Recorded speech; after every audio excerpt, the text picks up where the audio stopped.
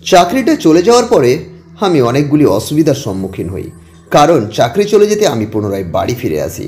আর বাড়ি ফিরে আসতে বাড়ির লোকের নানা কথা আমাকে শুনতে হয়। আর সবথেকে অসুবিধা তো তখনই হয় যখন আমার নিজের পালঙ্কটাই বিক্রি করে দেয় বাড়ির লোক।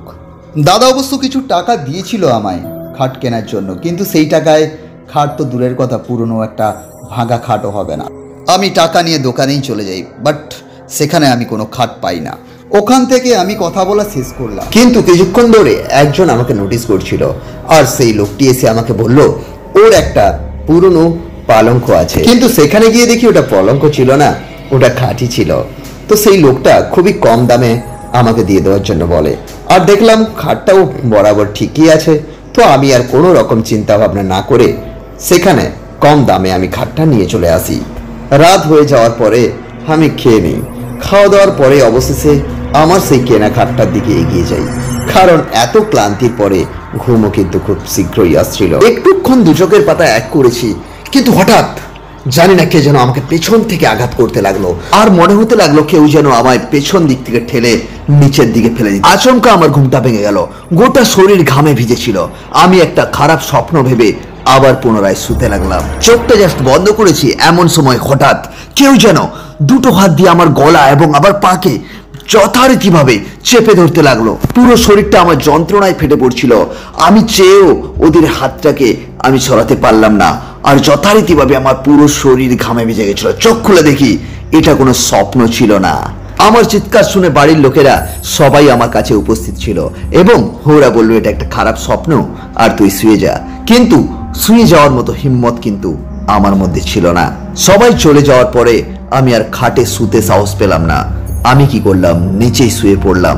পরের দিন নিজের মনকে এই বলেই সান্ত্বনা দিলাম যে হয়তো কোনো বা স্বপ্ন দেখেছি বা ভুল হতেই পারে। রাত্রে আমি আবার নিজেকে বুঝিয়ে নিলাম এবং আমি খাটেই শুয়ে পড়লাম। অস্বাভাবিক কিছু না দেখে আমার ঘুম কিন্তু চলে আসছিল, কিন্তু হঠাৎ আমি দেখতে পাই আমার পা দুটো যেন কেউ নিচের দিকে টেনে নিয়ে যাচ্ছে, ও আমি খুব ব্যথা অনুভব করছি, অস্বস্তি ফিল করছি। তো হঠাৎ আমি একটা আওয়াজ পাই। প্রথমে আমি আওয়াজটা ঠিক করে বুঝতে পারিনি, কিন্তু একটু মন দিয়ে শুনতে বুঝতে পারি কেউ যেন আমার পাকে চেন দিয়ে বেঁধে রেখেছে এবং বলছে, কেন কেন এসেছিস আমার খাটে? চলে যা, চলে যা তুই, না হলে প্রাণে বাঁচবি না। কিছুক্ষণ এই আওয়াজটা আমার কানের এপাশ ওপাশ হতে লাগলো, আর আমি অস্বস্তি ফিল করছিলাম। আমার গোটা শরীর যন্ত্রণাতে ভরে যাচ্ছিল। বুঝে উঠতেই পারছিলাম না যে তখন আমার কি করা উচিত। আমি চুপচাপ চোখ বন্ধ করে শুয়ে থাকলাম আর ওই আওয়াজটাকে অবজার্ভ করতে লাগলাম, কিন্তু তখনই বুঝতে পারি যে আওয়াজটা কোথাও থেকে নয়, আমার মধ্যে থেকেই আসছে। তখন হঠাৎ শুনতে পাই যে আমার মা আমাকে ডাকছে, আর তখনই আমার চোখ খুলে যায়। যখন উঠে বসে দেখি আমার শরীরটা ঘামে ভিজে গেছে। হঠাৎ দেখি আমার মা আমার পাশেই দাঁড়িয়ে আছে, আর আমার মা পায়ের দিকে যখন তাকায় তখন আমিও দেখি যে আমার পায়ে রশ্মির দাগ আর রক্তের দাগ লেগে আছে। তখনই আমি বুঝতে পারি এটা কোনো স্বপ্ন নয়, এটা সত্যি ছিল। ভোর হতেই আমি খাটটাকে নিয়ে গিয়ে গ্রামের এক সাইডে ফেলে দিয়েছি, কারণ ওই খাটটা আমার কাছে অভিশপ্ত ছিল। পরক্ষণেই দেখতে পাই ওই খাটটা কিন্তু ওখানে আর নেই। তো আমি নিশ্চিন্তে এসে রাত্রে শুয়ে পড়ি মেঝেতে, কারণ আমার কাছে না তো শোয়ার জন্য কোনো খাট ছিল না কিছু। তো সেদিনকে কোনো রকম ভালোভাবেই আমার রাতটা কেটে যায়। পরের দিন সকালে যখন আমি ঘুম থেকে উঠি, ওই খাটটা নিয়ে আমার বাড়ির সামনে দাঁড়িয়ে আছে।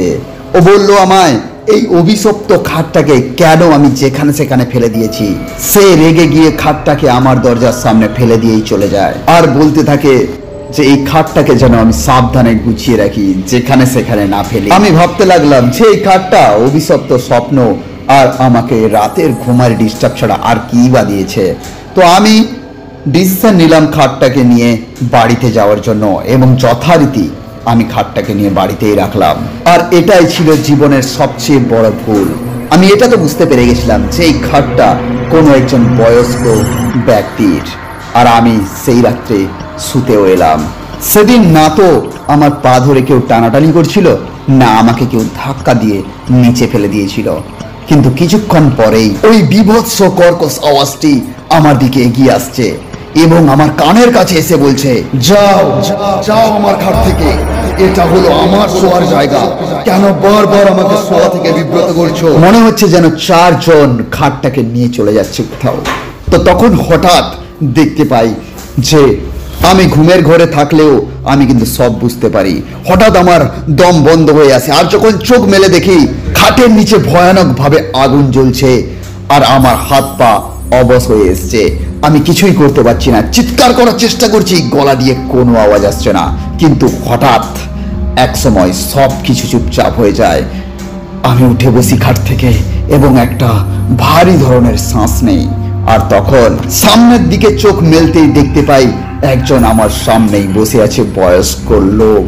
আর তাকে দেখে আমি চিৎকার করে উঠি, আর সঙ্গে সঙ্গেই আমার ঘুম ভেঙে যায়। গোটা শরীর আমার ঘামে ভিজে গেছে, কিন্তু আমার শরীরে যখন চোখ মেলে যখন শরীরের দিকে তাকাই আমি, আমার শরীর কিন্তু ঘাতে ভর্তি ছিল। গোটা গায়ে অস্বাভাবিক যন্ত্রণা, গোটা গায়ে অস্বাভাবিক ভাবে কিছু চিহ্ন আমি দেখতে পাই, কিন্তু আমার চারিদিকে অবস্থাটা স্বাভাবিক ছিল। পরের দিন সকালে খাটটা নিয়ে আমি ওই ভদ্রলোকের কাছে যাই যিনি আমাকে খাটটা বিক্রি করেছিলেন। সেখানে যেতেই দেখি তাকেই পুনরায় আমি খাটটা দিয়ে আসি, এবং তাকে যখন আমি জিজ্ঞাসা করি যে খাটটা কি হতো, তখন ও বলে যে কিছুদিন আগে ওর মা নাকি মারা গেছে ওই খাটে শোয়া অবস্থাতেই, আর তারপরেই ও খাটটা ওর মার রুমেই রেখে দেয় যাতে তার মা নিশ্চিন্তভাবে ওই খাটে শুতে পারে। কথাটা শোনার পর আমি প্রথম একটু অবাক হয়েছিলাম ঠিকই, কিন্তু পরক্ষণে বুঝতে পারি যে হ্যাঁ, এটা অন্য জগতের খেলা। তো খাটটা যথারীতি আমি ওখানেই রেখে দেই।